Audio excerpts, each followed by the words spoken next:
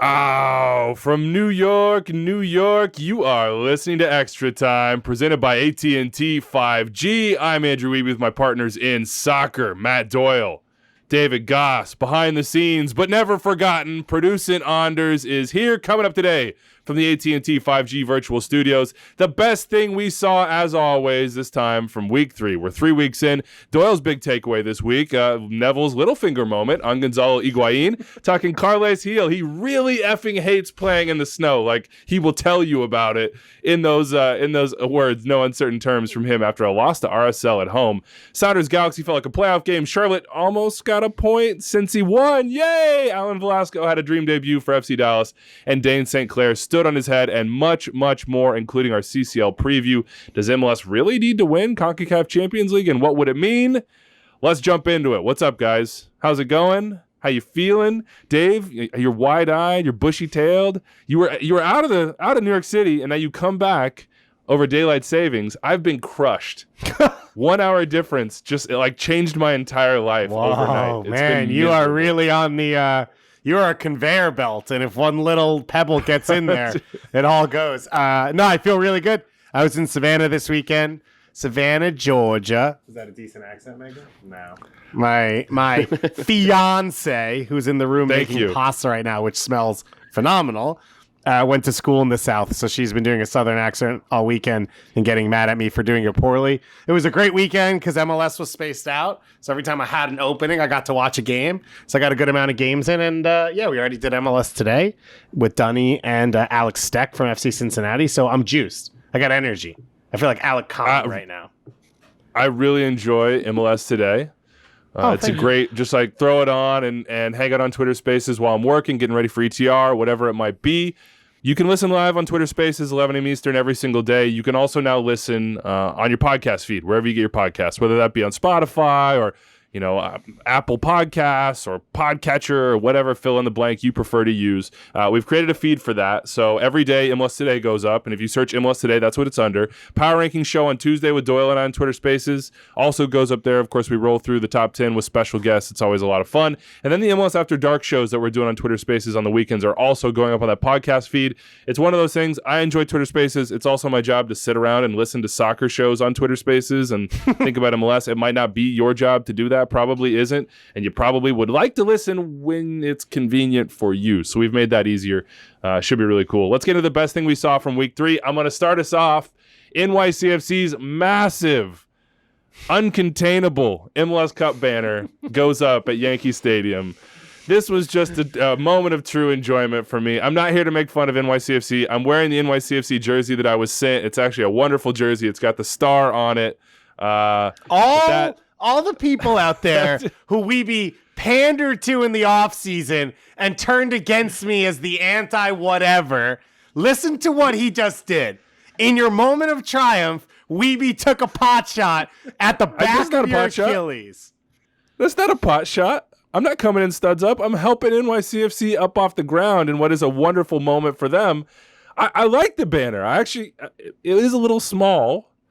But somebody hit us up, Andrew Jolson, and I trust Andrews implicitly. He says that actually the Yankees pendants are actually smaller than this banner.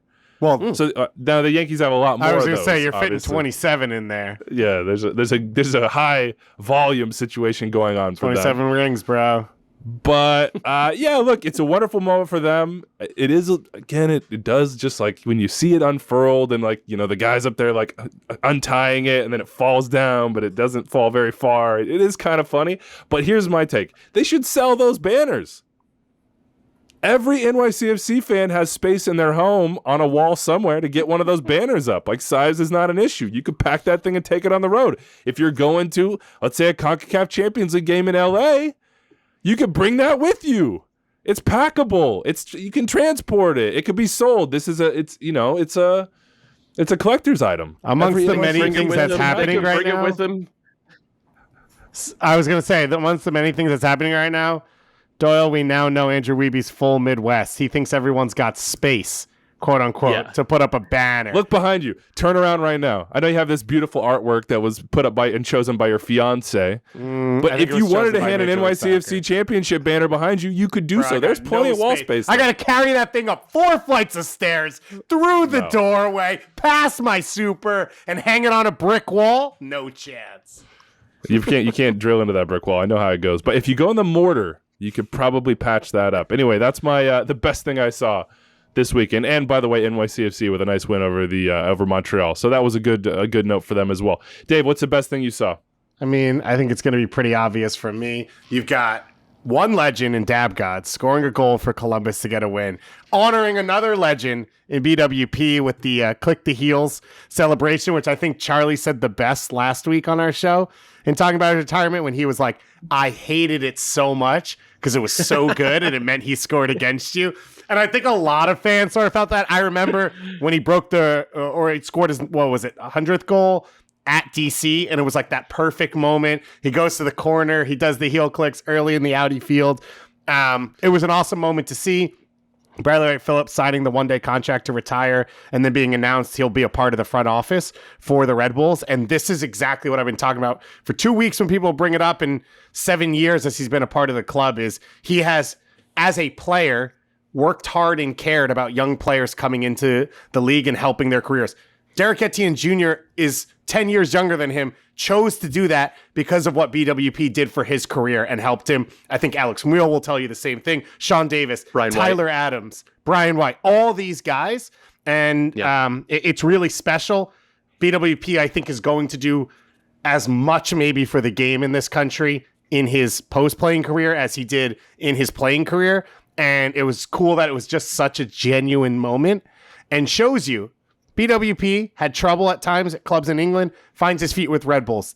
Derek Etienne never really found his feet with Red Bulls, won an MLS Cup with Columbus, and is now a locked-in starter. It sort of shows you what he can do for young players and help them sort of find their way. It was just also the story of a guy who was on a tryout and now is a forever part of the club. Sorry, Doyle, you're just absolutely getting, for the first time steamrolled. Absolutely steamrolled. No Kalen here, and Goss and I are like, let's talk about Savannah. I feel like you guys came in at an 11, and I'm like chilling at like a 6, maybe. I don't know. Gonzalo Higuaín-esque over there. Wow, we gotta pull you. We gotta give you the hook. I need the best from my quality players. I need quality from Doyle. So what's the best thing you saw in week 3? Before I get into that, I just want to say that BWP retiring last week continues just like a brutal offseason for those of us who loved MLS in the 2010s, because BWP retired, Wando retired, Diego Valeri left, Boniek, he left, he's kind of retired. Like Matt Beasler, like a lot of legends have hung it up in the past 6 months. A lot of guys who made this league a hell of a lot of fun to cover for the whole time that I've been doing it. And just good luck to all of them. BWP obviously included, and he's the headliner this week because he did hang him up, and hopefully he could do in some executive position with that Red Bulls team what he was able to do as a player, just as you said, David, in terms of mentoring a lot of those young guys who came through and making them better soccer players.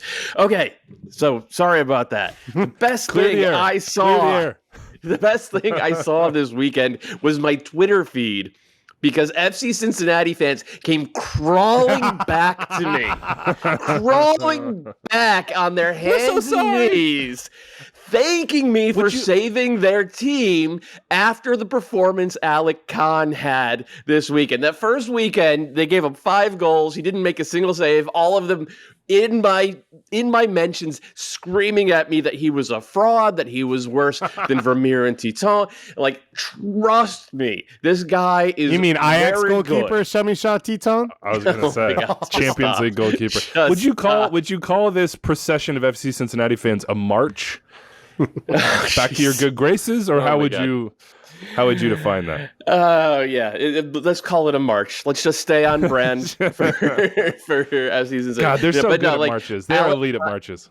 Alec Khan had the type of shot-stopping performance this weekend that FC Cincinnati has had like maybe once in their 3 years of existence. And like in years past, that would have been a 4-2 loss. They got a 2-1 win. So it's happy to see just a little bit more competence out of what I think is still one of the more ambitious teams in the league. And that ambition being paired with good domestic players is like a new concept for FC Cincinnati. And so all of the above was the best thing I saw this weekend. We will talk more about Cincinnati, and Brandon Vasquez had a brace in this one, and also Don Baji, who put Higuain in the ground. So we'll get to that one. We'll also get to, Doyle, your biggest Week 3 takeaway. Remember, go read the column, Armchair Analyst, every Monday. It's a tradition unlike any other. Check it out. But first, let's get to our lead story. And Anders, please just play the audio. Carles Gil, after a 3-2 loss to RSL that they led 2-0, did the Revs in New England. Carlos, you had the 2-0 lead. What happened? I don't understand nothing. Today is I don't understand. Play like this. Do you think we play soccer today? Do you think we can play soccer today? I don't care about if we win, we lose. I don't care. They scored 3 big goals. I don't care. It's impossible to play football today. I cannot talk with my teammates. I cannot write. I cannot do anything. It's impossible. This is not football. Stop the game. We play tomorrow or any other day. I don't care. This is not football. It's impossible. Like, what is try to be long balls to try to the wind is impossible. I don't understand nothing. He's arrestingly good looking, and I can't like once they zoom in on him, I'm like, wow, okay. But that is frustration incarnate for Carles Gil, and this was.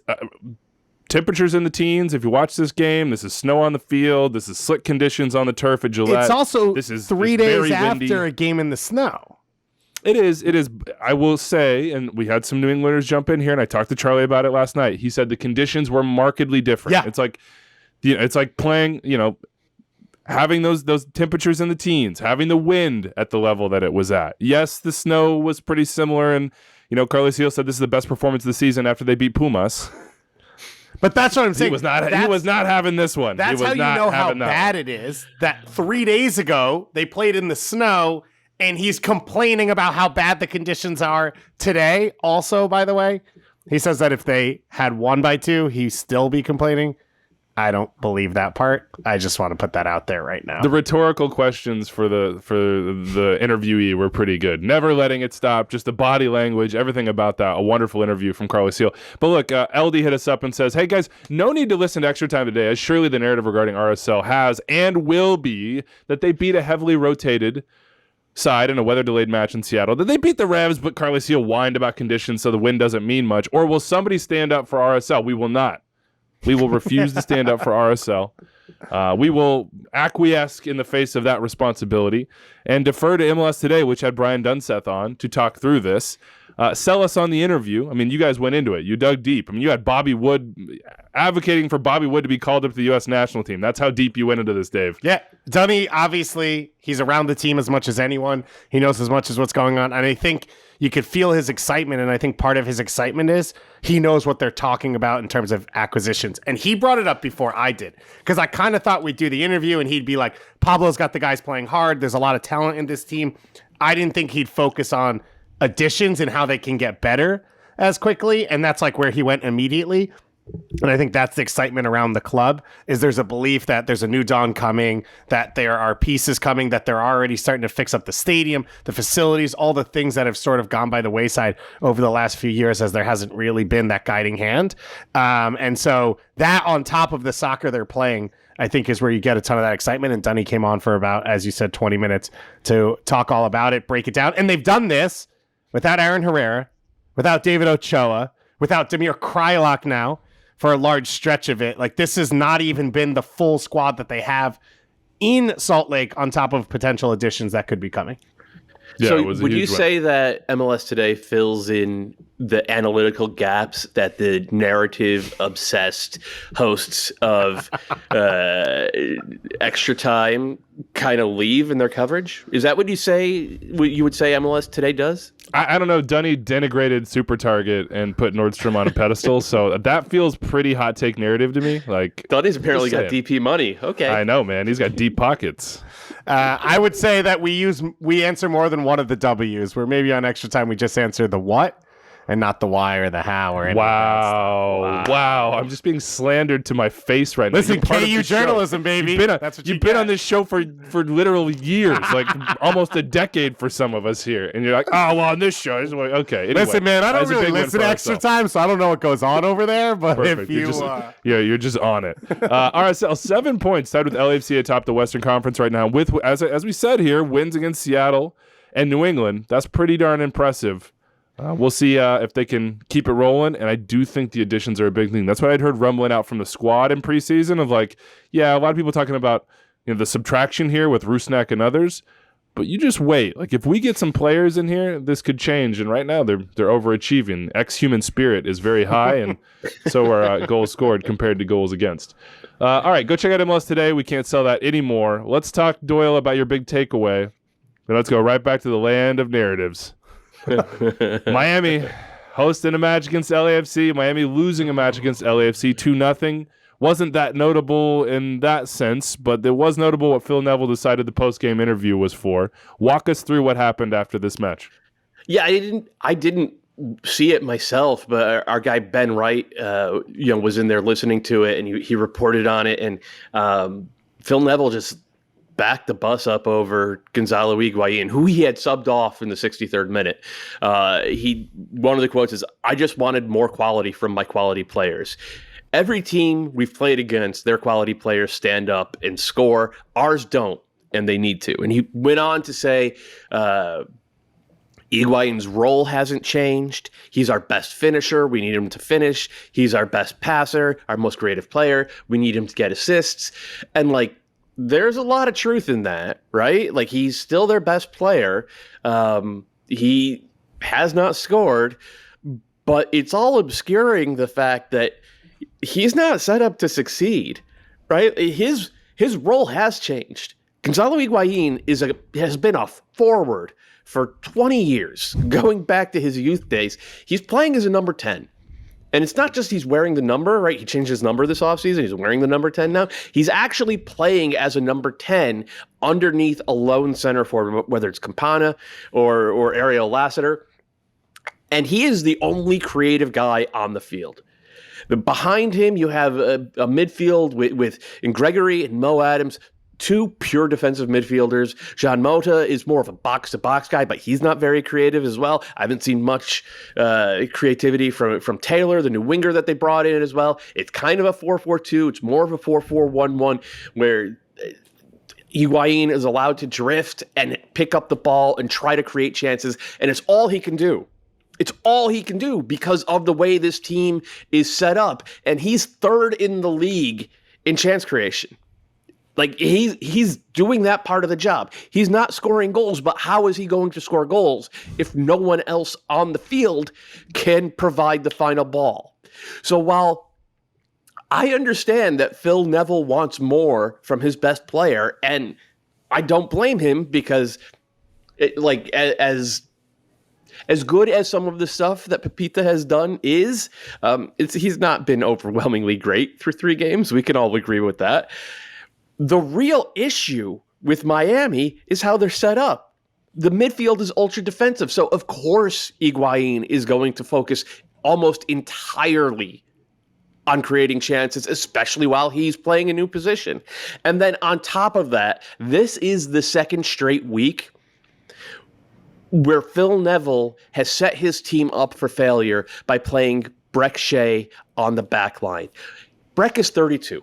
I understood making the decision to play him as a defender when he was 20, when he was 22, when he was 25 years old, because you just hope he could have one of those mid-career position switches. We've seen it happen for dozens of players in MLS. A mid-career position switch to the back line. You get to weaponize his ability to go forward, and he hopefully gives you good enough defense.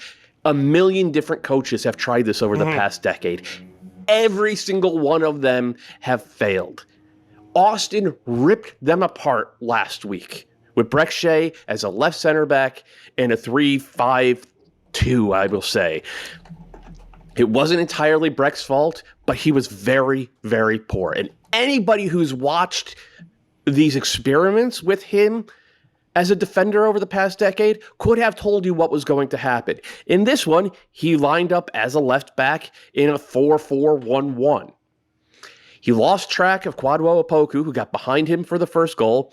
And then just before halftime, Breck Shea, we know this, he sleepwalks through crucial transition moments defensively. I forget who it was who got behind him or got into the open field from LAFC, but like Breck just like doesn't see it happening, reacts too late, grabs him, pulls him down, red card, Miami down to 10 men. You can blame Breck Shea because he was terrible, but you should blame the coach for putting him and the team in that position in the first place. And it was kind of shocking to me to see Phil Neville go out there in this press conference and lay it all on the feet of his DP, who, again, has not been great. There are certainly qualms you could have with how Gonzalo Higuaín has played. But to lay it all at his feet instead of saying, you know what, I've gotten some stuff wrong. We have to come together as a team. The mistakes that are happening at the back, that's on me. I used these guys incorrectly, and we have a decade worth of film to show exactly how that was going to happen, and I just blew it. I found that to be shocking. And it felt like he was trying, honestly, to do either one of two things. To shift blame so that nobody is talking about how he has gotten it wrong through 3 games, which I think worked.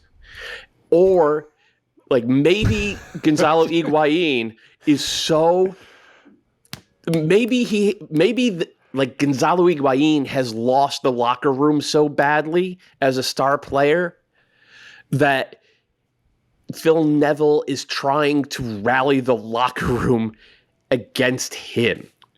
I cannot figure out any other approach for what happened in this post-game press conference, because it hit DEFCON 1 real quick right there. And we're 3 games into the season, and it feels like Miami has already really started to fall apart.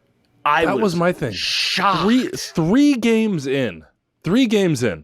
That is so early. And I understand, if you're Neville and you look at Higuain and you're like, the body language is bad, we're not getting production. By the way, to go to the lack of sort of creativity on the field thing, nobody on this team had more than 0.08 expected assists in this match at home.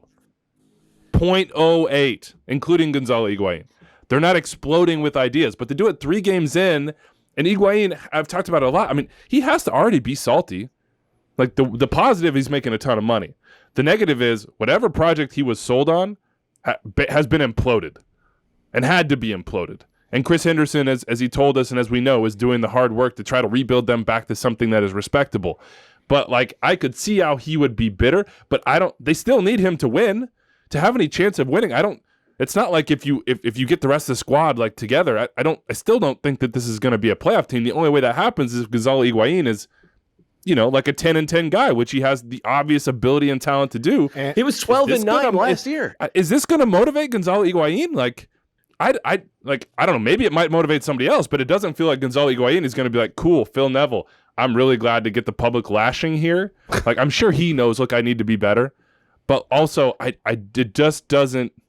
It's hard to understand what the long game here is 3 games into the season. And you talk about the turnover in the roster. It is a roster because of the way MLS is built. The only money they have to play with is money for young players. So then the quality in this team is all new young players, which never hits in MLS immediately. So you've got Rodriguez, who has barely played. Campana has struggled. You've got draft picks. You've got Noah Allen. You've got all these pieces. Quinteros. That's all going to take time. So what is the advantage of throwing Gonzalo Higuain under the bus 3 games in to then what? In 4 months when Rodriguez hits and Campana gets comfortable, that you then don't have your DP being interested and invested? It felt very odd to do. And it sort of feels like maybe Phil Neville wasn't prepared for what this season would look like, which is shocking because he was the coach of this team last year, which is what it looked like. Well, the whole thing was like, could they avoid the chaos and just blasting themselves in the foot? Yeah. And it's like a couple games in and we're already right back here. Like shout out to Austin FC for tearing the franchise down in 2 weeks. Yeah. I don't like, it just seems so strange to me that this would be what would play out publicly. Like privately, okay, like I get it. You have problems. You're not winning games. You're not getting results. Like there are things to handle behind closed doors, probably. And I'm advocating for more of this to happen in public. Don't get me wrong here. I just don't understand the in game for Miami. But hey, Carlos, I am just so I can't wait for Felipe to go down to Fort Lauderdale and get himself a sit down with Gonzalo Higuaín and just see what comes out of that interview, because like it's like there's got to be something cooking. Well, watch out, because Gonzalo Higuaín told a reporter last week that the reason he liked playing in MLS is even when reporters disagree, they're at least respectful about it. So therefore, Messi should come. So he expects respect. Well, from reporters, no mention of managers in that sense. Carlos Vela is back and starting for LAFC. That's good. Still seems like they're sort of working, they're sort of working around some things, including his health and Arango's fitness and form maybe. But hey, top of the Western Conference, 7 points so far. Apoku, I think, looks like a good player, a useful player for Steve Cherundolo, and they have a ton of depth. So LAFC with a nice road win against Inter Miami, but of course Phil stole the show. Let's jump into some of these other big games around here. How about Seattle LA Galaxy, which felt like a playoff game? Yeah, it was good. Like it's sometimes we don't get rewarded early in the season with these matchups that and like occasions that feel like they should be big, and this felt big throughout. The intensity felt like it was there. Both teams. I don't know if they played at their very best, but they put everything they had into it, which I thought was interesting from Seattle, given the place that they're in their season. We'll talk about CCL in just a little bit. But a 3-2 win, Doyle, that was big time. It's set pieces again for the Sounders. It's question marks about the sample size for the back line for the LA Galaxy. But possession-wise and chance creation-wise, I thought they had a really nice game. They just couldn't outscore Seattle. Yeah, they look like a better team to me than they were last year. And it does come down to that deep central midfield. With Mark Delgado and Ryan Ravalison together, they have an ability to compress space in a way that the Galaxy really haven't done for a good long while. So that's one. And two is like, okay, they also seem to have a rhythm together where Ravalison can push forward. And if he goes forward, Delgado sits. Delgado suddenly transforms into like a pure number 8 or number 6 rather, and we saw that on the opening goal, which is a lovely 13 pass movement back to front, ends with Ravalison feeding Chicharito in the box for the 1-0. Like they are able to put together sequences like that. Defensively, look, they posted 2 shutouts in the first 2 weeks. They didn't give up a goal from open play in this one.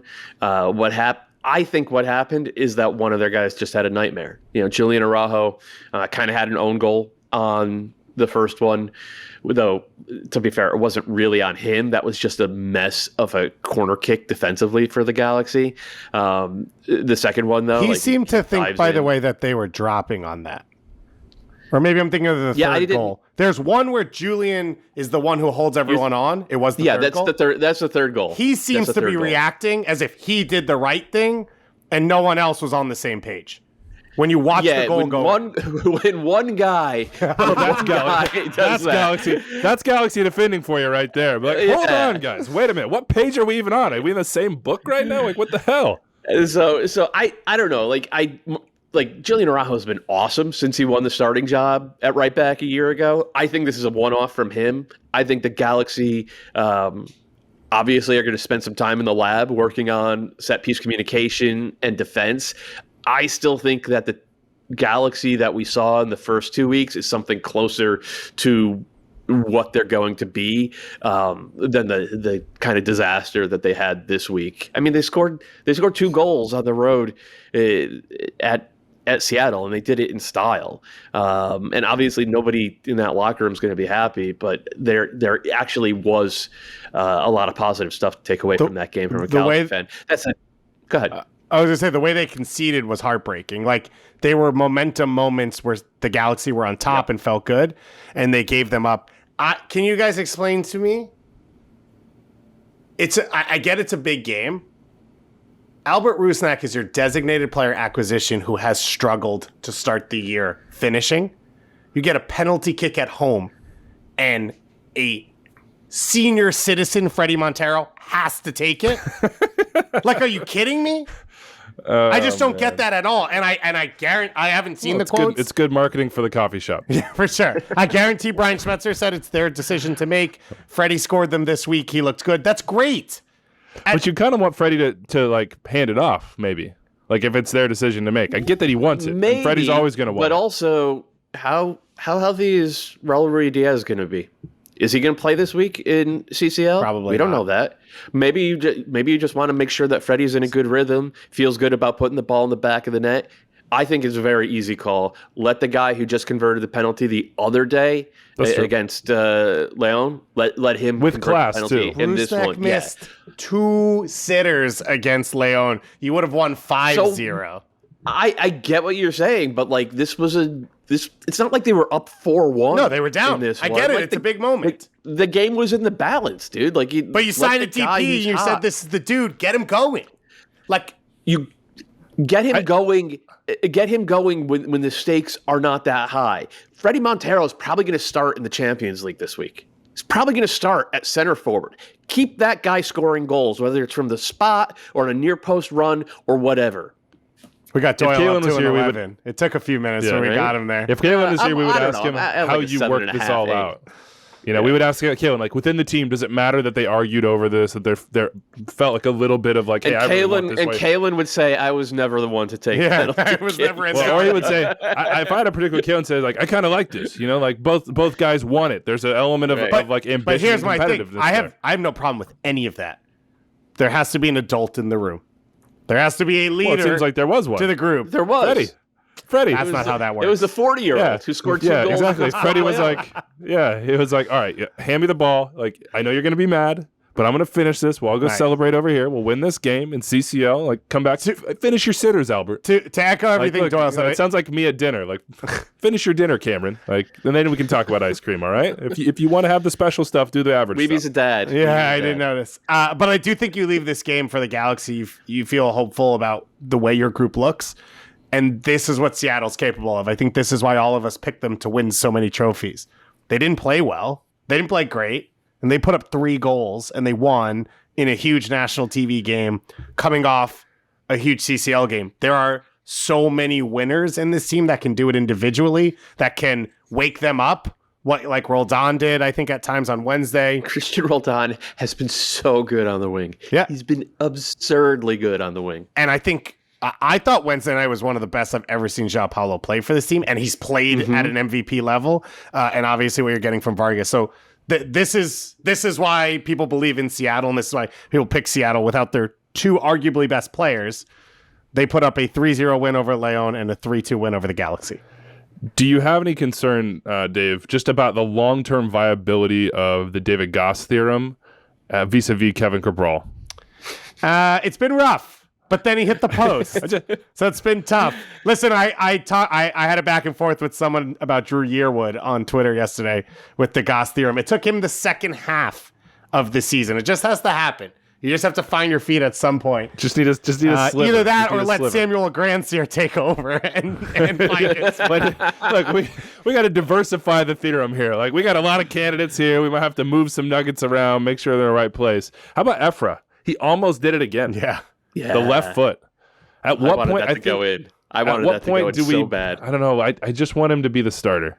I just want this to be the He year that he started. sort of takes over. I know, but like long term. But it's So I on just him want though. I know. And as I know. Doyle, you mentioned Raveloson, his freedom. It actually looked like the Galaxy used Efra as a decoy at times, and Raveloson was the one that found openings, not just on the goal. He overloaded a lot with Nuhu and like gave Julian options to come underneath, go outside, and create spaces. It felt like Efra was a decoy in a way for the Galaxy to pull the center mids around and have Raveloson or Raheem Edwards coming inside pop up and create chances, which worked for them. Obviously, it didn't fit towards Efra having a high-level game, but I think credit to him that he continued to work hard and stay involved. It is his spot, I think. And I think the Galaxy set it up well in having Vasquez, who can't play every game, but is an option there. All right, that's a big win for Seattle. We'll talk about them more coming up in CCL. They'll play on Thursday in Leon. They have that 3-0 lead on aggregate going to Estadio Leon. Let's talk Cincinnati. Without a single, only one spoon reference, and this is the one because they got a dub on the road. That's almost as rare as them winning at home. Actually might be more rare, technically, given last year. But anyway, they go to Orlando and win 2-1. Brandon Vasquez, we sort of teased it. Alicon has a nice game here. Had a couple emails come in. Derek Christian says, is the Cincinnati win at Orlando a case of a blind squirrel finding a nut, or is this how they plan to grind out wins? And Morgan Tenzo wants to know, what's the takeaway from the Cincy win over Orlando for either squad? So what's the big takeaway for Cincinnati outside the goalkeeping situation, Doyle?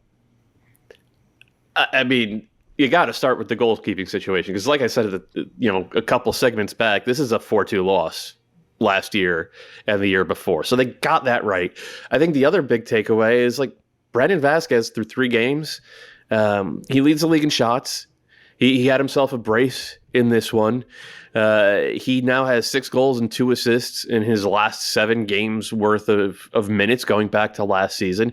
He's not a fancy player at all. He gets himself into the 6-yard box and he finds high leverage chances. And obviously, in this 3-5-2 that Pat Noonan's mostly playing in this one, I think there was a tactical switch or formational switch at some point.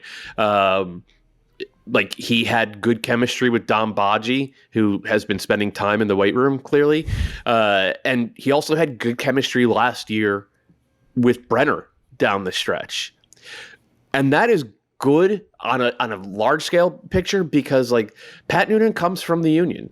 Pat Noonan, spent time under Jim Curtin and Ernst Tanner, and the philosophy of that team is 2 forwards in transition. 2 forwards, get out in transition. Hopefully, Lucho can keep up and be third guy coming in for pullback goals and all that. It feels like there is a credible attacking foundation now for FC Cincinnati. It feels like we know that Dom Badji is a useful MLS forward. The past year and a half, he's been a little more than useful. He's been pretty good, I think. We see that Brandon Vasquez is evolving into that. We know that Brenner, look, he had a rough year, but he also had 8 goals as a 20-year-old in a new country in the middle of a global pandemic. And that seems pretty decent to build on. And we know that Lucho keeps emptying the tank week after week after week. So I'm not going to say bullish on this Cincinnati attack, but if you have Lucho playing underneath 2 of those guys, that's something to build on, man. And this team has literally never had something to build on. They have something to build on now. They have 3 points. There's reason to be optimistic, at least a little bit, if you're an FC Cincinnati fan coming out of this game, because this is not the type of game they ever would have won in the past 3 years. And I think part of that goes to Pat Noonan as well, to make the tactical change.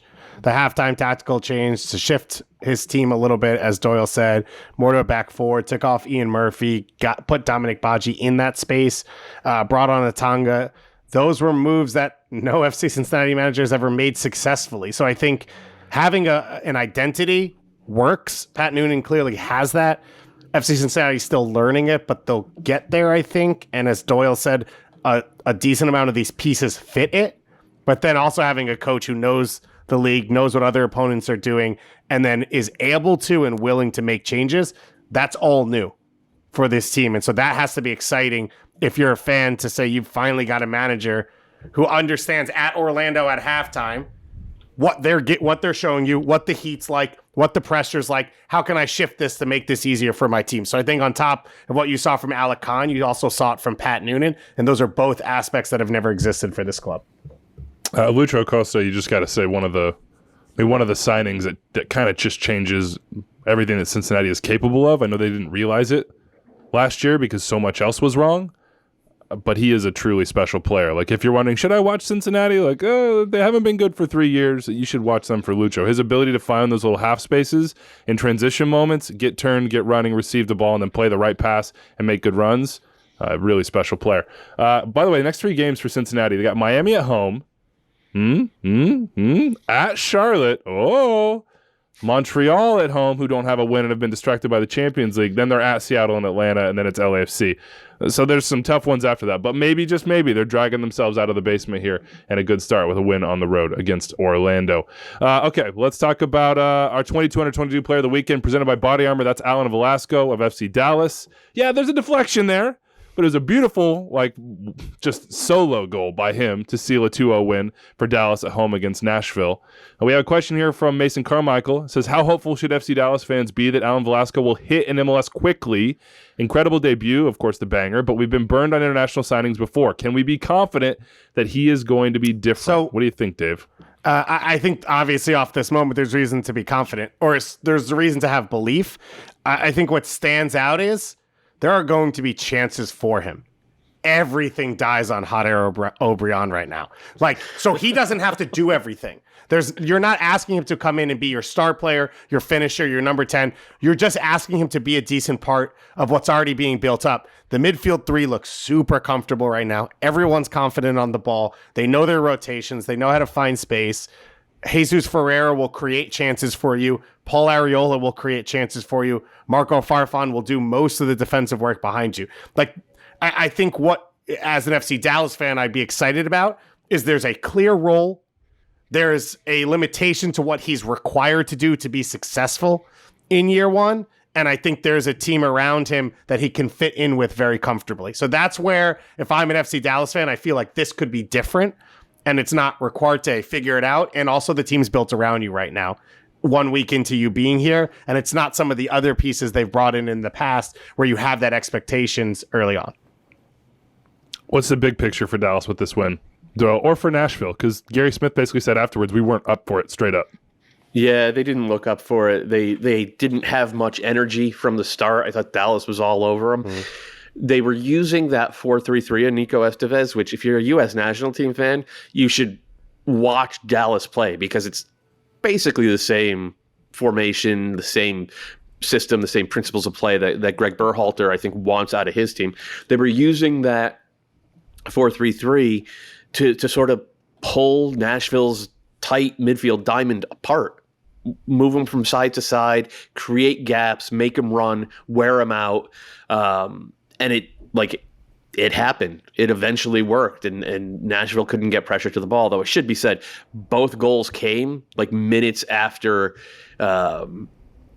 Dallas switched to more of a 4-4-2 with Jesus Ferreira dropping underneath Frank O'Hara a little bit, but Paul Arriola and Velasco were still playing as wingers. It was still even though they were technically wide midfielders in a 4, they were definitely still playing as wingers.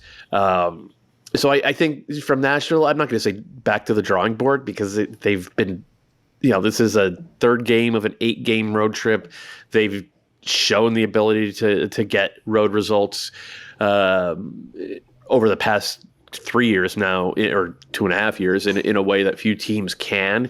But there were cracks. There were cracks in this performance that Minnesota and Seattle weren't able to create or find in the previous 2 weeks. And I do wonder if we're going to see, especially with Dax McCarty not looking particularly healthy, if we're going to see this team go back to the 3-5-2 that they used for most of the second half of last year. Maybe get Jack Marin, get Dax a little bit of rest, go with Sean Davis and Anibal Godoy in that central midfield, play with wing backs instead of full backs. They can still be a very good defensive team, especially in organized, defending, especially playing low block. They can be a very good defensive team doing that as well. And I honestly think the Diamond served them well through 2.5 weeks. Just like the second half of this game, they ran out of gas. And credit to Dallas for doing that and having the right game plan to make that happen. I was going to ask, have you felt like in 3 years you've ever seen Randall Leal play like 2 games well, continuous? I thought he was good in the first 2 games of this season. I thought he was good against Seattle. I didn't feel like he was much of a presence against Minnesota. Also, that game had the weird break where they were clearly better in the first half than the second half. It just feels like they've not gotten the best of him from what you see when he's good with Costa Rica, which was also a year ago at this point or plus. It doesn't feel like he's fit really well. And I thought the diamond would be a good way to line him up. And I think there's talent there that Nashville can tap into that sort of needs to help create the margins for them because they play so tight. And that's my reaction. This is not drawing board. This is Nashville. They're not probably a Supporters Shield winner, which is what everyone thought coming out of the Seattle game. They are a top 4 seed in the West on a long road trip. It's going to look like this, and I think that's okay. But Randall Leal is one of those players. Obviously, Ake Loba is the big one that could elevate them. By the way, Ake Loba came on for 10 minutes. His touch was abysmal. Yeah, he's been bad. And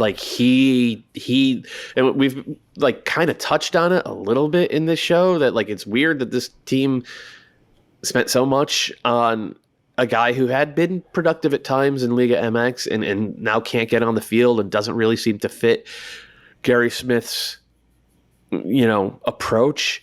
But like maybe he's just not good enough because like he's not making a case for. He keeps getting these 10-minute cameos. He has not made a case for himself that he deserves more than that. I want to say he's played 520 minutes. While you're having this conversation about Leal, I was doing the calculations on how much per minute on the transfer fee Nashville has paid so far for Ake Loba, and it's about, if he's paid 520, which is in that region since he got there, which is incredible. It's that little given his transfer fee was like 7.5.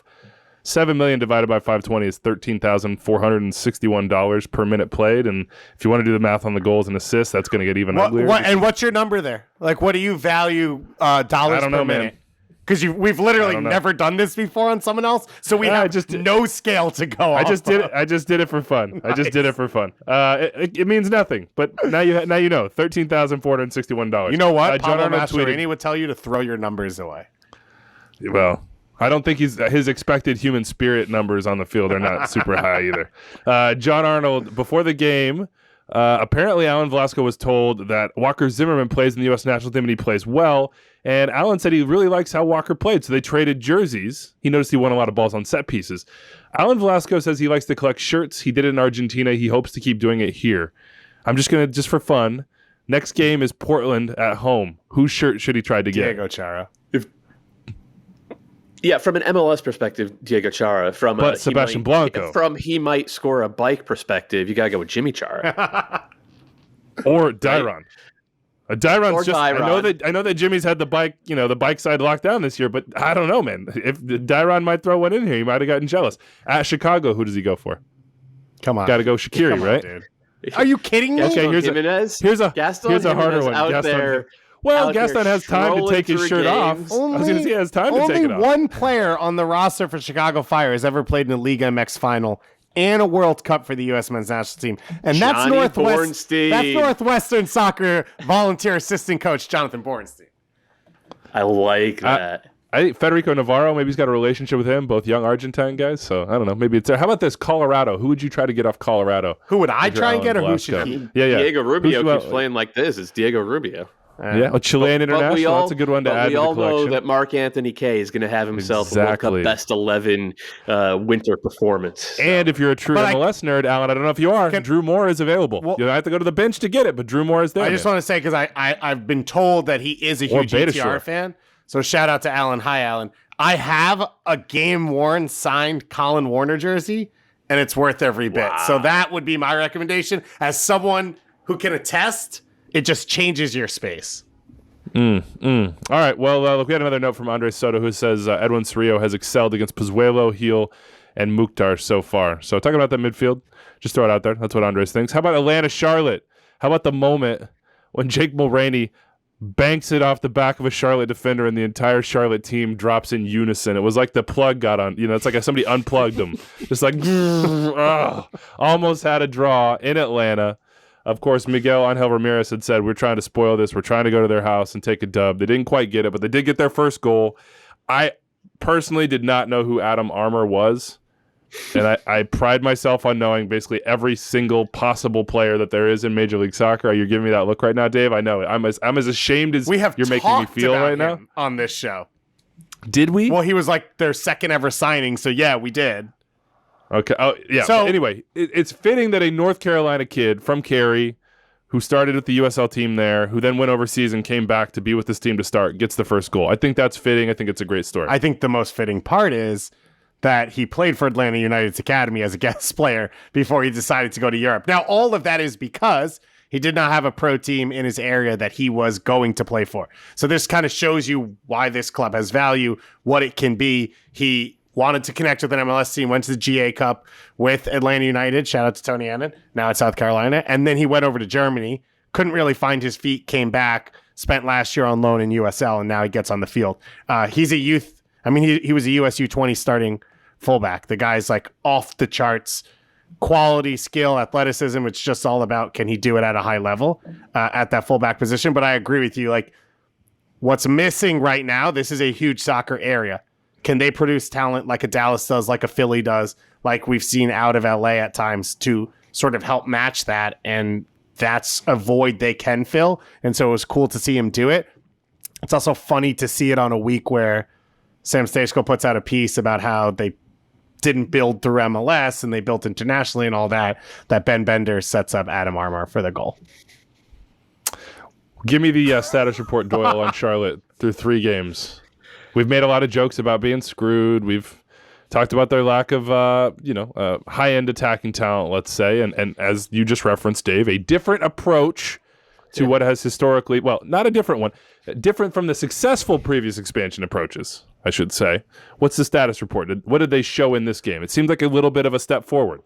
It did. For 40 minutes, they were second best. Then for about 35 minutes from the end of the first half to the middle of the second half, they were clearly better than Atlanta. Clearly better than Atlanta. And then Gonzalo Pineda brought a couple of subs in. Atlanta started doing stuff with the ball through central midfield. And Atlanta was the better team over the final 15 minutes. That's how the game broke down. Individually, collectively, I will say I thought they were organized, though they are so susceptible to balls over the top whenever they bring that back line up because they just have no speed.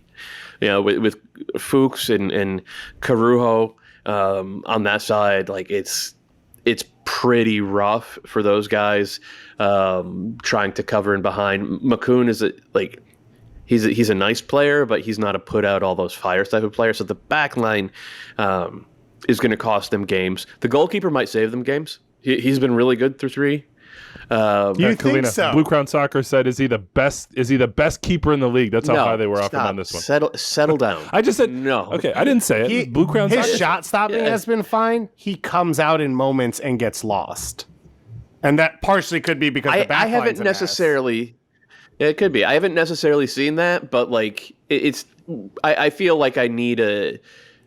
I feel like I need a bigger sample size than 3 games to give the whole rundown of this kid. But like, what else? Oh, Swiderski. I thought Swiderski did a really good job of finding good spots, like soft spots in between in kind of the half spaces a little bit, and then making clever runs to get in between the Atlanta center backs. I know he didn't finish, and I know how frustrating that is for fans. And yes, we're going to talk about Patrick Klimala here in a bit. But I liked what I saw from Swiderski. So there's some positive stuff to take away from this. If you're Charlotte, that said, there haven't been a lot of expansion teams in history that have gone pointless through 3 games. Last one to do it, maybe the only one to do it, was Inter Miami back in 2020. Hey, they made the playoffs, Doyle. So they made the play in. That's fair. That's a good way of putting it. Yeah. But I wouldn't be over the moon if I was a Charlotte fan, but I think they have a good coach. And if you have a good coach in MLS, then a lot of things can start going right, even if you're short on talent. Would you say that, I mean, look, the pass from Marcelino Moreno to set up Jake Mulroney is just a wonderful pass. I would also argue that maybe a center back with a little bit more pace and ability to move would maybe cut that one out. This is all to say that I'm just setting up a Christian Fuchs being Fuked 1v1 with Jake Mulroney. But I'll let that one go now because I could see Dave's just not entertained by that attempt. Never again. He's been playing in the league for 4 weeks. He's been on the team for 18 months. That's the best you come with? Come on, That's true. dude.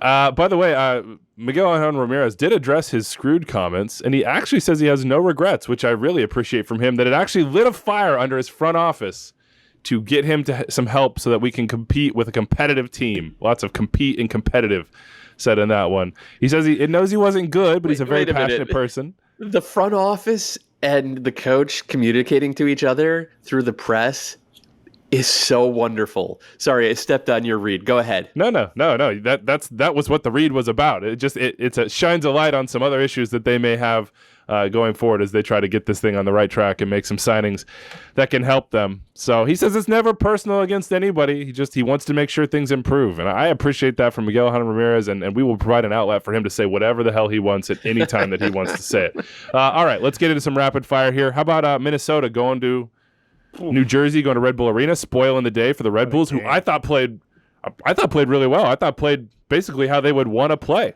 Created big chances, had a penalty kick, controlled the match, didn't allow very many quality chances at all to Minnesota United, and still lose 1-0 because, Dave, Dane St. Clair is a monster.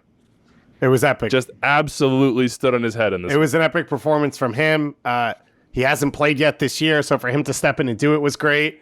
The penalty kick was soft from Klimala, not the awarding of it, the take that Klimala had, but the saves he made in the second half, the way he commanded the box, all of those things were elite. It was the reason. I thought the first one on Lewis Morgan was the most incredible one, like 10 minutes in. That ball is hit with like outside movement that's going to just hit the side netting at pace, and he comes out of nowhere. And to tip that and I aside. think it is the reason they got out there. They got out of there with 3 points. If they had tied, it would have been a good performance for them. That's how good he was. And I agree with you. Everything we talked about with Aaron Long on Thursday about why he believes in this team, what he likes that he's seen from them in terms of the way they attack, the way those pieces that sit behind the center forward can sort of act, how direct they are, their understanding of their first pass, their first movement, the way they get to goal. You saw all of that. And Dane St. Clair stood up to it. So he signed a new contract this offseason. So he's got a 3-year deal through 2020 for 2025. Tyler Miller is currently playing out his old deal, which technically is over this year. Team has an option for 1 more year. I don't know. I don't think Minnesota should finish this year with both of them on their roster. If it was me, I would trade Tyler Miller and get really good assets for him for a team that needs him. If it was another team, I would try and get Dane St. Clair. We've already heard that the Revs came in for him. They say the number's big. The numbers should be big. Like a domestic Canadian full international goalkeeper at this age, under contract, could be sold in the future. If not, could be a match winner in MLS. That should have a ton of value in this league. We saw what Maxime Crépeau got. It shouldn't be at that level because he's not a starter yet. Tyler Miller's not at that level, so it shouldn't be. But it should be a high number. I don't know, man. He's younger than Crépeau was. Come on, dude. If you Stop. are Adrian Maxime Heath, Crépeau was a top 3 goalkeeper in saying, MLS. Dane St. Clair had a good game. Sure. Don't do that. Okay, but hold on. Crépeau had 1 full season at the level that he's at now that we consider him at, which was last season. I'm just saying. And Dane St. Clair is younger, and he's under contract. So you talk about value. This was ideal for the Minnesota front office is what I'm trying to say. It's like to put him in against the Red Bulls and have him do this, you might as well just not play him now. You might as well just have Tyler Miller do it. And if any team comes calling, you're like, well, tack on another $500K allocation if you want this dude because look what he did against the Red Bulls.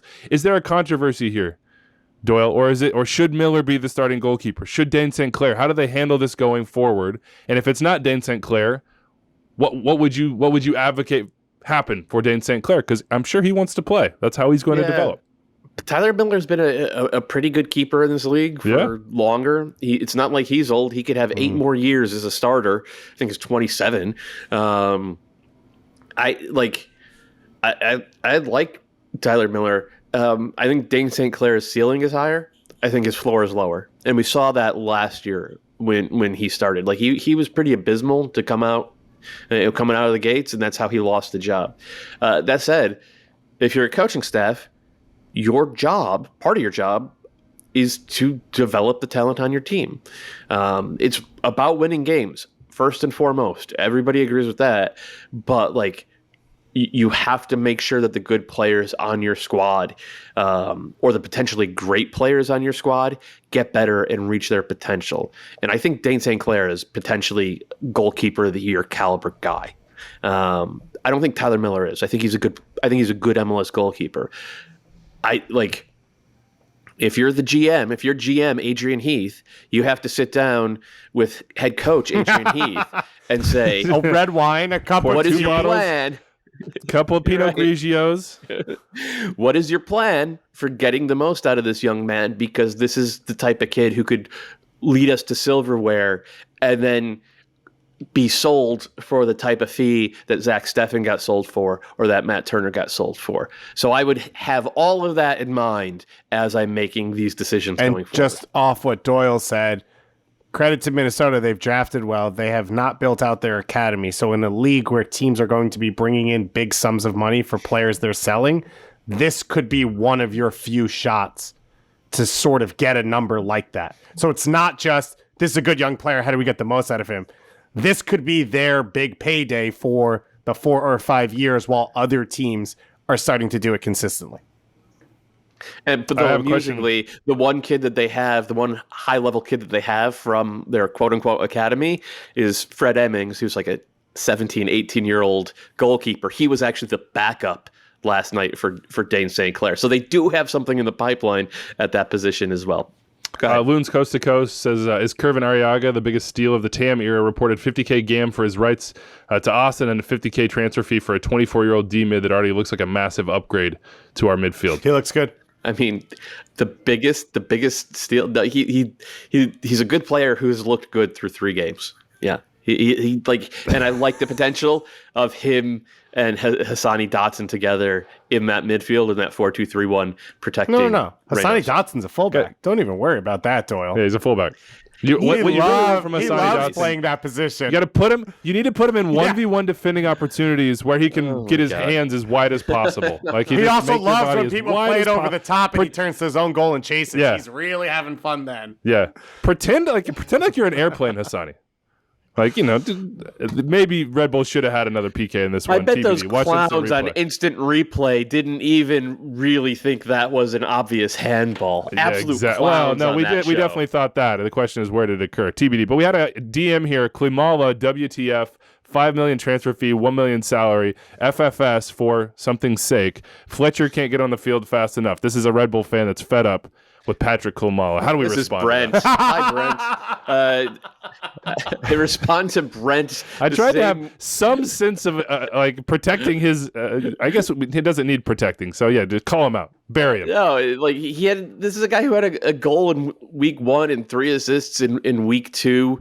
He created 2 tap-ins in this one.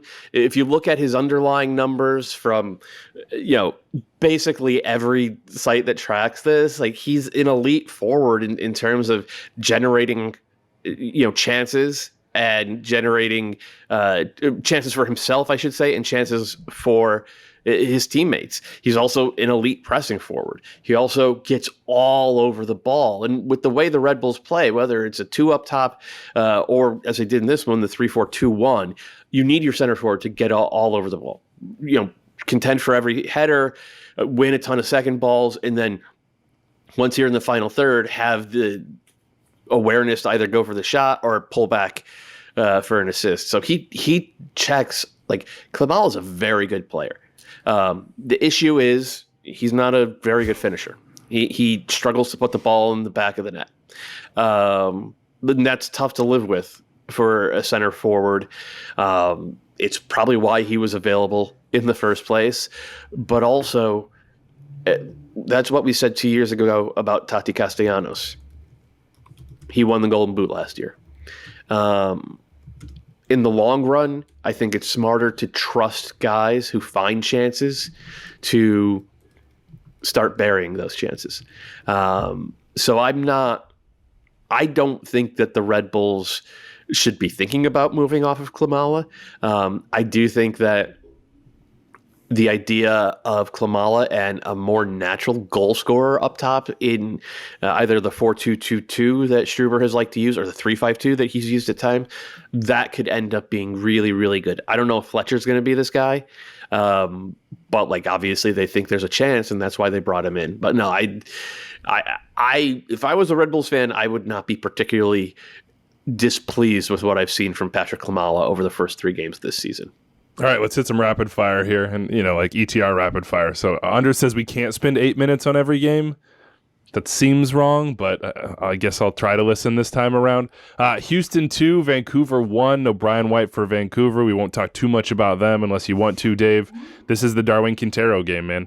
This is how it's been ever since Quintero's been in Houston. He is their best attacking player. He is their best soccer player overall, and when you put him and Coco Carrasquilla on the field, they are much more dynamic than they were through 2 games. Yeah, which was not I haven't seen reports on what was keeping Coco out. With Darwin, I think we all sort of have to accept that like he can't play every game.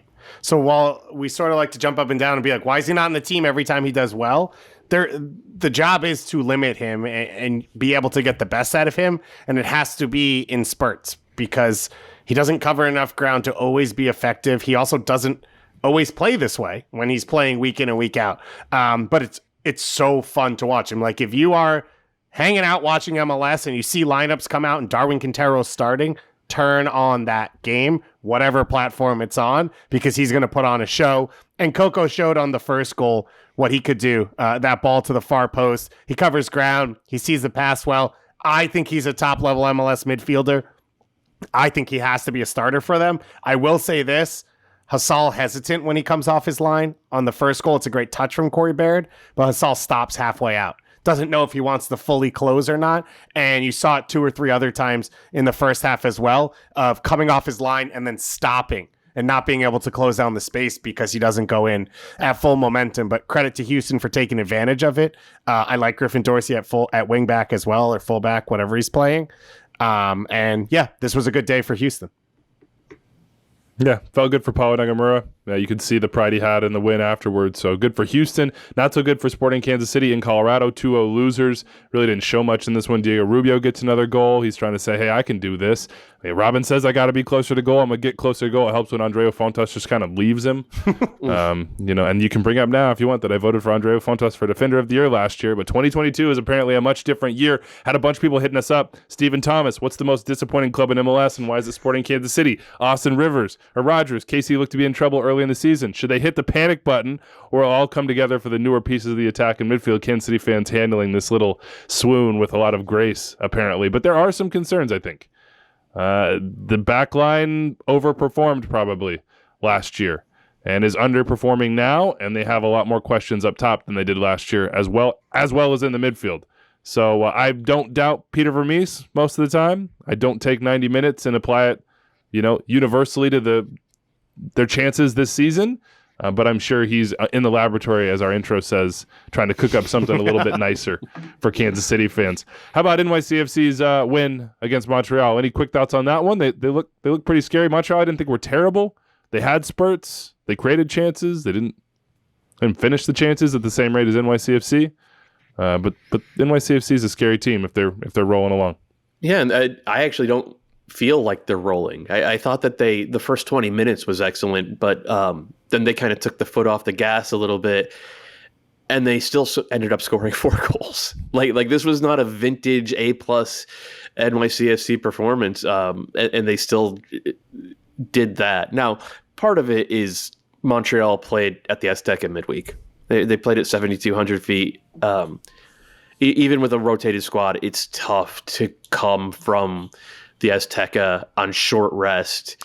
What's more challenging, Azteca or Yankee Stadium? Because that's a home field advantage, baby. You look up in the stands. Look up in the stands with your binoculars. You see that title banner, and you're like, we're screwed. Yeah, Montreal's had it. Yeah, jeez, Montreal's had it tough to start this one. I thought Victor Wanyama, who's been huge for them in CCL, had no legs. I thought it was weird, and I thought that kind of. Agreed. I don't know why play him. Yeah, I thought that was always the whole thing with Wanyama was he going to have the legs protect him? Yeah. So I think that was kind of a mistake from Wilfred Nancy. I still like this Montreal team with the travel and the different surfaces and the different types of clubs that they've had to play already this year. Altitude, it's been a lot. It's been a lot on their play, and it's taken a toll right now in the MLS regular season. If they get past Cruz Azul, it will all have been worth it. Straight up, it'll all have been worth it. All right, Columbus, Toronto. Crew at the top of the Eastern Conference on 7 points right now. 2-1 winners. Bad news in this one, Jaquil Marshall-Rutty, who we've talked about a ton this year, leaves early, a non-contact injury. It looked like it might have been the knee. Don't want to speculate on that, but he looked pretty distraught, so we hope for the best news. In that sense, we're just going to talk Lucas Zelarayan here, I think, Dave. He's decent at kicking the ball hard and accurately outside of the 18-yard box. I believe his XG this year is .85 on 9 shots. He has 4 goals on those.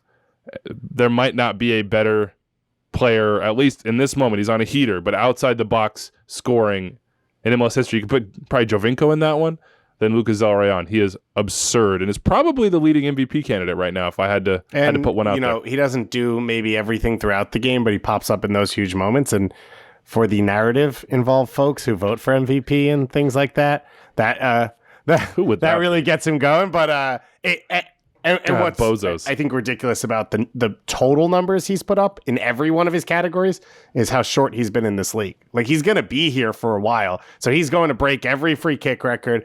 They put his numbers up in your first 3 years against GBS and Pipa Higuaín in this game, and goal scoring, he blows them away. Assist numbers, GBS obviously had a huge number, but that's what Zelarayan brings to this team. And we talked about it, I think, with Seattle of like, there have been moments this year where Columbus has played poorly, and he has stepped up and gotten them huge goals, and that kind of gets them the ability to breathe and start to find their feet again in the game and start to take over. And without CCL and without all those other things, this should be a team that can push towards the top of the Eastern Conference through the regular season. And he's obviously the biggest piece why, and he's the biggest piece of why if you go get someone who's in their prime, they can hit the ground running and you can be successful immediately. I want to put a no context TFC Bob Bradley quote out there before we hit the next game here, which is, quote, "I totally believe we're going to be a really good team."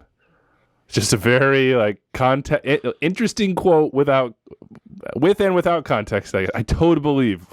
Also, totally we're believe going we're going to be a really good team this year. I totally believe that I'm going to stick to my New Year's resolutions. This year in 5 years. I totally believe tomorrow at 6 a.m. I'll be on the Peloton. Is he just saying by 2050 we'll have won another MLS Cup? I don't know. It's just an interesting quote, I thought. DC United loses at home to the Chicago Fire, who got another shutout. Gago Slinita comes on this show. He says, "I'm looking to break the record," and he's got 3 in 3 games to start the year, Doyle. What did we think of this Fire performance and of Gaga's start? He's been very good. His shot stopping is excellent. He got let off the hook a little bit in this one because he had one bad spill that turned into a goal, but it turns out Ola Kamara was just a little bit offside. But he's been 3 shutouts in 3 games. That's pretty good.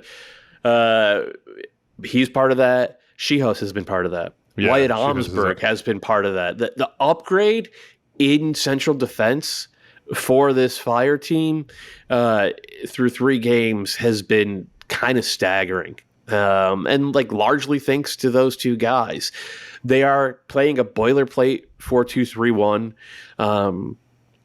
They are not getting as much out of Gaston Jimenez as I think they need to for it to become a really dynamic thing. They're not yet getting as much out of Xherdan Shaqiri as I think they need to for it to become a really dynamic thing. But this is the first time in years that the Fire are putting out a team that doesn't accidentally douse itself in kerosene and light itself on fire once a game, right? They're not Rube Goldberg of failures of whoop whoop whoop. Ah! It's gotta be nice for Fire fans to see that. So it's and I think that generally speaking in this league, if you have an elite number 10 and you play a very basic 4-2-3-1 default soccer formation, and you don't take wild, insane risks defensively, and you don't screw up defensively, and you have a good goalkeeper, you're going to end up I thought we moved on from Columbus and we're that's talking what about this game- Chicago. Exactly, right? And like that's what the that's what the Fire are trying to be under Ezra Hendrickson so far. So I think there's a lot of reason to be optimistic. That said, in order for them to be the team that they're billed as, that central midfield has to be better at moving the ball quickly into good spots and then ripping apart teams when they're disorganized, which, I mean, Is DC Navarro was asking hurt? He for was. all game. Where was I he? don't He was know. hurt. he's This hurt? was Benny the first Navarro? week he was available. Okay. Oh, okay. Okay. The Gaston Jimenez still he wows me sometimes. Hey, he had an assist. Can I but- say Doyle did a great? He walks in moments that are interesting moments to walk in, I would say, given his paycheck and his In position. Doyle's article, he brought back the mailbag last week, which is always fun and always great. Someone asked you about Jonathan Lewis to Chicago Fire because they need that goal scoring from the wing. I don't think that trade will ever happen. But Michael Barrios Didn't the Chicago Fire, didn't they have the draft Yeah. pick Jonathan Lewis? and Colorado's not drafted going with? to trade him. Did. Yeah. But Michael Barrios would be interesting. If you start him in a playoff game, it'll kill you. But he'll score 10 goals off the wing during the season, and that's kind of all they need for Shaqiri to just have someone to feed. Whether Jairo Torres is that guy or not, he's going to be a higher level than what they have. But I don't know that he's exactly that player, and I thought that one would be interesting. Philly 2-0 winners against San Jose. They basically gave the Quakes all the possession in the world and tore them apart on the break, and that would seem to be how I would try to play the San Jose Earthquakes, to say, hey, I invite you forward. Do you think you can break me down? Just try your darndest, please, and extend yourself and get as unorganized as you would love to be, and we will beat you, and that's what happens. Still some question marks Quakes up top are- for Philly. Quakes, all right, so are the Quakes wooden spoon contenders? Yes. I don't know. What are you fumbling over? Yes, 1,000%. Yes. But Chofis is going to win him like 3 or 4 games total over the course of the whole season. So maybe those will pull him up in the Western Conference in the East. I don't know. Right now, 1 point for San Jose, not going so well for them. 8 goals allowed, which is, I believe, the most in the league, tied with Montreal. So, how about a Portland 1-0 winners against Austin? Look at that, Austin. You win a couple games. You get buried at the bottom of the rundown when you lose on the road to a competent team. How you like that? Harsh. Now, only 1 shot on goal, I think, for Portland. So this was actually a pretty good. Only one shot on goal in the game. Well, when you say it that way. We'll just skip over it. CCL preview. We'll talk more about Austin and Portland later. CCL preview. Tuesday, Comunicaciones hosting New York City and Guatemala. Wednesday, Montreal hosting Cruz Azul. Of course, NYCFC up 3-1 on aggregate. Cruz Azul up 1-0 on aggregate. Pumas hosting New England on Wednesday as well. 3-0 aggregate lead for the Revs. And then Thursday, Leon hosting Seattle. 3-0 aggregate lead for the Sounders. It feels like there is a chance for an all-MLS semifinal. It's a small chance because Montreal would have to get through. But for an MLS finalist to be locked in after the middle of this week. Remember when there was a chance New that York there would City be and an Seattle. all-MLS quarterfinal between the Rapids and NYCFC?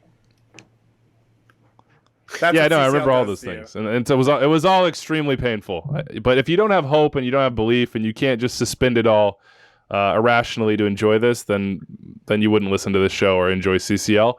Dunny came on MLS Today to say, and he said he never felt that MLS quote needs to win CCL to validate itself. That trying to compare ourselves to a league that's 100 years old is silly. That on the day any MLS team can beat a Liga MX team. I agree with that last part. What would winning this edition of the tournament prove? Like, what's at stake here for MLS in this tournament, given that there's no Rayados, there's no Tigres, there's no America. They don't have sort of the traditional giants that have pounded MLS teams in the past, because MLS has not been inept against Liga MX. We just haven't gotten it done in the high leverage moments, so to speak. But what if on Wednesday night, New England go to Pumas and just handle that with ease? What if Seattle go to Leon and handle that with ease? What if, it's much less likely again, what if Montreal find a way at home to overturn a respectable 1-0 loss at Azteca? What if New York City continue their march? What if? Like, what is all this potentially building up to? How much does it matter to you? Well, it matters a great deal because I talk about it constantly, and I've watched for it. Sure, for I'm just 15 years. Yeah. And But now that you're there's the possibility sitting right in front of you. How much do you care about these results? And I will what would they 100% mean? not acknowledge the conversation around it being an all MLS anything because that's absurd in CCL. I think there's a merit to what Dunny said. Of it's not a necessity, it's not a need. I also think there's merit to winning soccer games and winning trophies. At some point, an MLS team has to show they can win this thing. Like whether it's against Club America or not, whether you want to, although would be awful and it would be great if they were in this competition right now. Whether you want to find other nuances to discuss this one versus other ones, fine. But at some point, a team has to win this trophy and win a final, and that would be a huge moment. I think it would probably have the most potential to alter the view of players who have already been altered. I think it would continue to push along the players that want to come play in MLS, either from Liga MX or instead of Liga MX, because I think the view of the league would continue to progress. I don't think it's going to win fans over in Mexico, and I don't think that that's a necessity. It might win some fans over in the US, and I think that matters, but it's a sport. It's a sport that's played on the field. We can have all the conversations we want. If you lose every single game and you never win a trophy, then you're behind the other team, the other league, the other competition, whatever it is. And that's a thing that matters. And I think it would be massive this year going into Leagues Cup and having these games. And as you said, the thing that fascinates me about Leagues Cup is we always see MLS teams play Tigres, Club America, Santos when they're on their top, Leon when they're on their top. We don't ever actually really see the middle play the middle. So that's where Leagues Cup will be fascinating. Or the bottom play the bottom. There's no Or the such bottom thing as play the the middle. Or the middle play the top. There's no such thing as the bottom. But so having an MLS team win this trophy now, when then from here on it'll be slightly shifted, I think, into consciousness because you'll have Leagues Cup. I think that would be important for a lot of people, and I know for people like me and probably Doyle, and I can attest for Elliot Tomes, who's in a basement somewhere on big soccer and all that stuff. I think it'll matter to a lot of those fans who have stuck by it for a while. Man. Do we have to win this one, Doyle? Like, just looking at the bracket, the teams involved, the way the results have gone so far, does it feel like there would be more pain in this than in past editions, just given the opportunity that's there, the rhetoric that's there, as Dave said, the Leagues Cup that's coming? Like, we can't, I know Mikel Arreola is going to come on this show and be like, oh, well, look, the growth metrics of MLS are this, that, and those, and we got to match that as Liga MX. But, like, as fans, really care about who wins the games and who hoists the trophy at the end and holding it over your rival. Like, is this the opportunity that we can't let go? Yep. Who would be last question on this, because we're so into this. It's just you're so engaged. Who do you want to? No, I'm so in. I have not felt like this about CCL, about MLS winning in CCL since Marky Delgado was at the penalty spot late in that second leg in Chivas.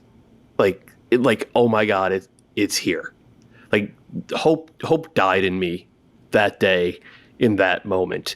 And I have not let myself feel anything about CCL since then. And given the way these games have gone, given the teams, the MLS teams that are in the quarterfinals, like Seattle or Seattle, they're there every year. This is the most consistently good and occasionally great team in MLS history. The 13-year run that they've had, they have so much organizational know-how.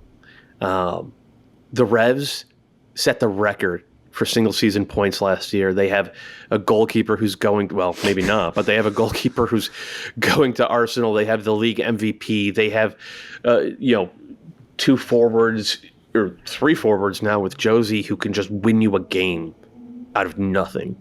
And they have the most legendary coach in U.S. soccer history, someone who has won multiple international titles before with an MLS team. Granted, it was a different format with that 1998 DC United team, but like Bruce led that team to 2 significant titles that year. That's 2. And 3 is NYCFC, who I think were the best team in MLS last year. And I know they didn't always show it in the regular season, but they certainly did in the playoffs. They have mostly shown it thus far in CCL as well. And Montreal have a proud tradition. Didn't sound like you were going to mention that. and They have a proud tradition. I'm going to mention Montreal. I just wanted to finish saying what I was going to say about NYCFC, who are a team that are built in a way that points toward the future of MLS. NYCFC have, homegrowns playing significant minutes or being sold for millions of dollars to teams in the biggest leagues in the world, but also they're reinvesting that by going out and getting some of the most exciting young attacking players from South America. Rumors they got a 5-year deal out of Brazil, like quietly. Right, so like winger, and that's in addition to Talis Magno and Santi Andrade, Rodriguez, who scored this weekend. Yeah, and so did ridiculous. But they've also done a good job of filling out that middle with lifers like Keaton Parks or Sean Johnson or Alex Collins and Maxime Chanot, but then going out on top of that and adding Thiago Martins, of keeping Maxi Morales, who's a legitimate star, around for half a decade and making it his team in a way that MLS teams haven't necessarily been good about. Those 3 teams in particular, and then you add on top a Montreal team that Weeby, as you said, has such a proud history in this particular tournament, and who has in Wilfred Nancy a coach who I think a hell of a lot of. He's been really impressive through his year in charge now, and he's done such a good job of getting more out of young players than I necessarily thought was there. I feel a lot of hope, and I feel a lot of hope because of it's those 4 teams, and because for the first time in forever, it's not Monterrey, Tigres, and Club America. Those are the big 3 in Liga MX, and they have been for a decade. And I know that there have been a couple other wins by other very good teams. Cruz Azul being one of them. If it was a big 4, I would add Cruz Azul in. But like, the Equipos Gigantes in Liga MX, it's the 2 Monterrey clubs and Club America, and they're not in this tournament. And the biggest MLS teams, the best MLS teams are. If it doesn't happen this year, I will be devastated. I will be and like, I wouldn't have said this last week, but then we saw how those games last week played out. I will be devastated if one of these MLS teams doesn't get it done in 2022. Protect yourself. Get those cod pieces in place, folks, because as often happens, hope turns to despair, and hopefully that won't be the case. I will just say, we talked about the pre-show meeting. Part of me hopes that it's an all-MLS final. I don't even want to mention that without knocking on wood, but it also wouldn't seem fitting. But I don't care how it happens at this point. Please, MLS, just get over the hump. Just end this conversation, at least in the will they ever do it, and let us make it a year-by-year thing instead. That's it for us. Anything you guys think we didn't talk about? I mean, I'm sure Anders doesn't think so. We're at an hour and 28 here, so we should probably get out of here. 401-206-0MLS, extra time at MLSsoccer.com, add extra time on Twitter to get at us. We will be back on Thursday to wrap up everything but that León-Seattle game, and we'll see you then. Adios.